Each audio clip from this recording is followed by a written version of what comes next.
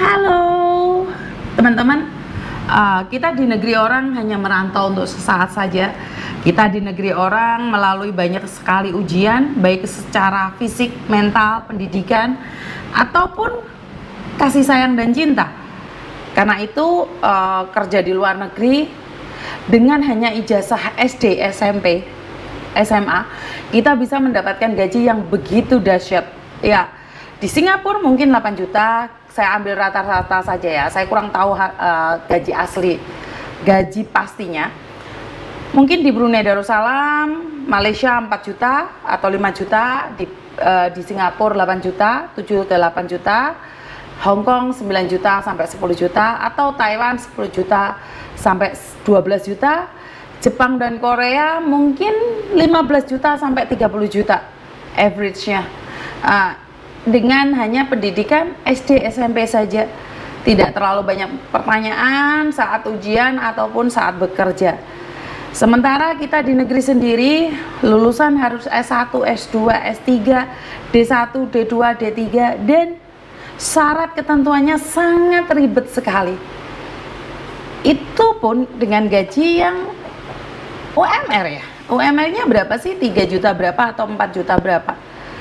Jadi pesan saya buat teman-teman yang saat ini edukasi kitanya itu kurang, tapi kita mampu mendapatkan pekerjaan yang lebih baik lagi dengan gaji yang lebih baik lagi, kumpulkan pundi-pundi itu dengan baik. Kumpulkan pundi-pundi tersebut dengan lebih baik lagi. Jangan sampai pundi-pundi tersebut digotong rayap, dipangan garangan. Karena itu saya selalu menghimbau buat teman-teman berhati-hati di media sosial. Karena kita dari pendidikan yang cuma SD mungkin atau cuma SMP, akhirnya kita tidak berpikir bagaimana kedepannya. Kita percaya dengan orang yang mengatakan investasi, atau kita tergiur dengan laki-laki yang pakai seragam. Pada akhirnya itu adalah fata morgana. Saat kita terbangun dari mimpi, semuanya itu hilang, lenyap, dan tiba-tiba. Jadi banyak orang yang pendidikan tinggi bukannya pinter, malah minteri orang lain dengan cara yang tidak benar. Sementara kita, orang yang berpendidikan rendah, bekerja keras menghasilkan uang yang banyak tapi tidak bisa memanage, akhirnya ditipu oleh orang-orang pinter.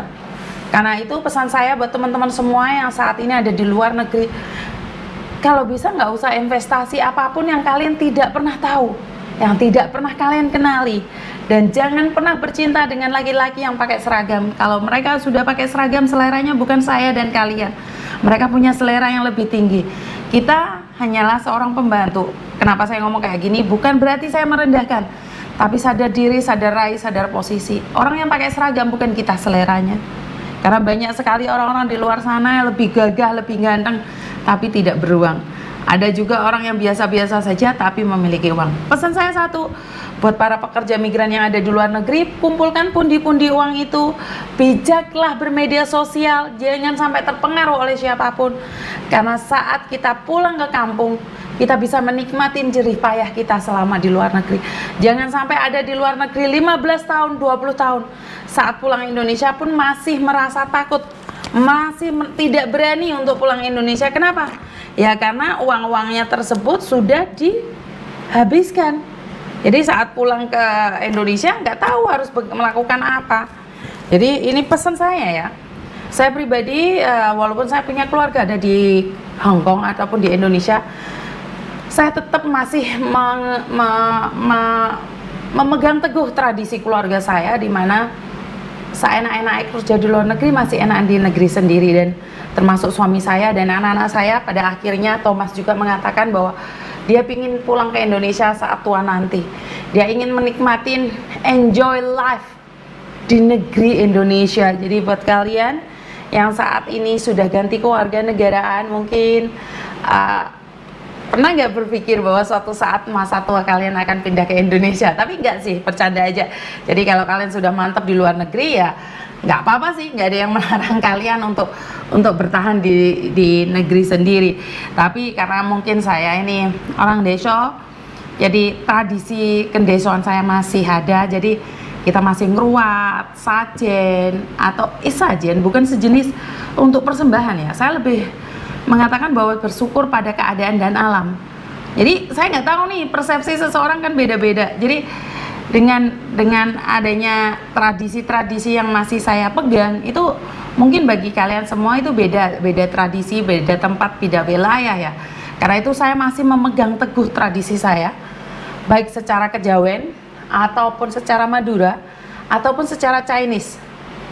Jadi saya masih memegang teguh tradisi-tradisi keluarga saya, walaupun banyak orang yang bilang bahwa keluarga saya all orang kampung, orang desa, udah nggak modern lagi. Nggak apa-apa, saya tetap memegang teguh kendesaan saya, agar saya bisa mempertahankan tradisi keluarga saya. Ini yang pertama. Dan yang kedua, saya tetap akan memperkenalkan tradisi-tradisi saya pada anak-anak saya, walaupun anak-anak saya bukan asli Indonesia, biar mereka bisa tampil beda dengan teman-teman yang lain. Mungkin teman-teman yang lain mungkin lebih hebat, lebih kaya daripada anak-anak saya, tapi anak-anak saya masih memegang culture Indonesia yang begitu kuat.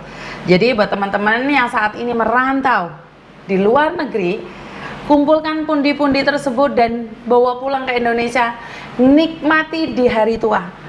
Saya tidak ingin nih berangkat kere, pulang tetap kere. Saya tidak inginkan itu. Saya tidak inginkan kalian berangkat miskin, pulang masih tetap miskin.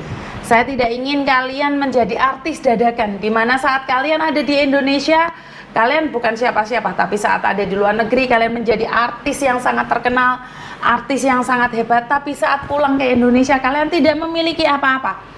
Jadi saya sarankan buat teman-teman yang ada di luar negeri, kumpulkan pundi-pundi dolar tersebut dan raih ke Indonesia, dan kita di Indonesia bisa menikmati di hari tua. Jangan sampai prinsip seseorang yang mengatakan bahwa berangkat kere pulang kere itu terjadi pada kita, terjadi pada sampean. Lah iya sampean, Mbak. Saya tidak ingin itu terjadi pada sampean. Kenapa? Biarkan orang lain ngomong, tapi bukan saya dan Anda serta kita. Jadi saya ingin kita tetap bisa menikmati di hari tua. Saya tidak ingin kalian sudah umur 50 tahun masih menanyakan apakah ada job buat orang yang masih umur 50 tahun. Saya ingin kalian saat sudah pulang Indonesia benar-benar bisa menikmati jerih payah kalian. Jangan semua ditok lehno ke anak-anak kalian. Itu semua buat kalian, nikmatin di hari tua. Masih ingat seperti yang saya selalu katakan, saya memiliki harta. Saya cari harta bersama suami saya di masa muda untuk menyekolahkan anak-anak saya, memberikan kesenangan pada anak-anak saya. Tapi saya selalu tanamkan dua hal pada anak saya. Pertama, jika kalian masih sekolah, kalian adalah tanggung jawab kami. Tapi saat kalian sudah menikah, keluar dari kakak keluarga kami, kembalikan semua harta itu pada saya, karena saya ingin menikmatinya di hari tua. Nggak mungkin dong saya masih muda cari uang, terus saya sudah tua nih, kemenyakitan, pegelinu, rematik, saya masih ngemis-ngemis sama Koko Thomas, kirimin uang aku dong, Meme kasih uang aku dong. Enggak kan, enggak kayak gitu kan. Otomatis kalau saya sudah tua, Koko Thomas sudah menikah, Meme sudah menikah, kalau mereka punya kehidupan yang bahagia dan lebih baik lagi, mereka akan kirim uang pada saya dengan hati nurani mereka. Tapi seandainya mereka harus berjuang untuk keluarga mereka, berjuang untuk anak-anak mereka, saya bisa menikmatin hasil muda saya. Saya bisa punya mobil sendiri, punya rumah sendiri. Jadi saya nggak perlu bertengkar dengan anak-anak saya. Kenapa anak-anak saya sudah tua nggak peduli sama saya? Seandainya dikasih umur yang pendek, harta ya saya akan saya bagikan pada yang mencintai saya, yang menyayangi saya. Jadi nggak saya wariskan pada siapa, enggak. Siapapun yang mencintai saya dengan tulus, menyayangi saya dengan tulus, maka mereka yang akan mendapatkan warisan saya. Jadi ini saya sudah tanamkan dari kecil ke anak-anak saya ya. Saya sudah tanamkan dari kecil ke anak-anak saya. Jadi suatu saat nih Koko Thomas punya pacar atau tunangan akhirnya menikah, atau suatu saat Meme punya pacar, tunangan dan menikah, mereka harus tahu konsekuensinya. Mereka harus paham konsekuensinya menjadi anak saya. Jadi buat teman-teman, ini prinsip hidup saya. Mungkin jika ini bagus, bisa dipakai buat kalian. Jika tidak setuju, kasih saran dan kritiknya di kolom komentar. Saya kepingin tahu nih, menurut kalian seperti apa dan bagaimana. Itu aja dari saya, kurang lebihnya saya minta maaf, dan wassalamualaikum warahmatullahi wabarakatuh. Berkat Tuhan mengalir atas hidup kita semua. Semoga semua makhluk hidup bahagia dan terima kasih. Bye bye.